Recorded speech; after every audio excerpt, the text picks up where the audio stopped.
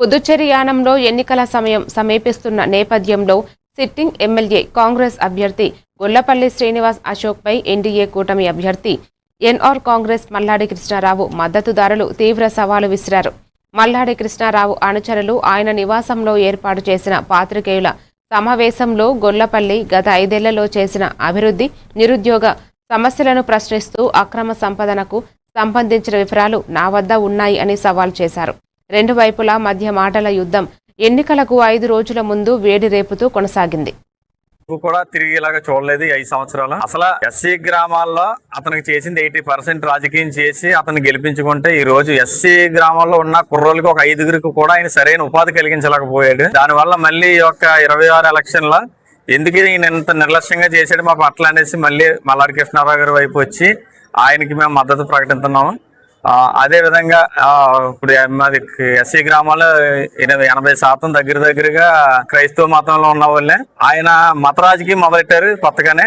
మనకు నాయకుడు అందుకని ఏం కాదు చెప్పండి.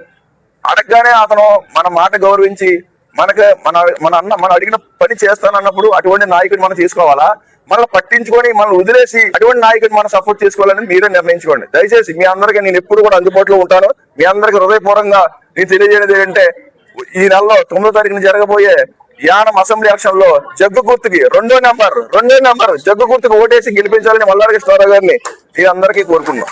మాట్లాడుతుంటే యానానికి స్వేచ్ఛ స్వతంత్రం ఇచ్చారంటున్నాడు. ఆయన తెచ్చిన స్వేచ్ఛ ఏంటంటే 18 ఏళ్ళ యువకులకి మందు తాగడంలో స్వేచ్ఛ ఇప్పించాడు. పేకాట ప్రశాంతంగా ఆడుకోవడానికి స్వతంత్రం తీసుకొచ్చాడు. ఈ రెండే ఆయన చేసిన యానానికి చేసిన అతి దుర్మార్గమైన పనులు. ఈ రోజు యువత నాశనానికి అతను ముందడుగులో నిలిచాడు. ఈ రోజు వరకు కూడా ఒక దళిత గ్రామాల్లో కూడా ఎటువంటి అభివృద్ధి కానీ, అక్కడ ఉన్న రోడ్లు కానీ, డ్రైనేజ్ పనుల్లో కానీ ఎటువంటిది కూడా ఆయన ఇది చేసింది లేదు. ఏమనంటే కృష్ణారావు గారి పేరు చెప్పి మా అందరినీ ఆయన ఏమీ చేయనివ్వట్లేదు అని నేను చెప్తానే వచ్చాను. ఎప్పుడైనా ఆయన ఖండించాడా? ప్రతిదీ కూడా నా దగ్గర ప్రూఫ్ ఉంది. గొల్లపల్లి శ్రీనివాస గారు, ఈ మీడియా సమావేశం మూలంగా పత్రికా విలేకరుల మూలంగా మీకు ఛాలెంజ్ విసురుతున్నాను. మీకు నేను మంచిగా చేశాను, చెడు మాత్రం చేయలేదు. అలాంటిది నన్ను పేకాట క్లబ్ పూర్తి అవగానే మీ ఇష్టానికి నన్ను వాడుకుని కొన్ని కోట్ల రూపాయలు మీకు సంపాదించి మీకు ఇల్లు కట్టుకోవడానికి కానీ, మీ కాకినాడలో షాపింగ్ కట్టుకోవడానికి కానీ అనేక రకాల పనులు చేశాను.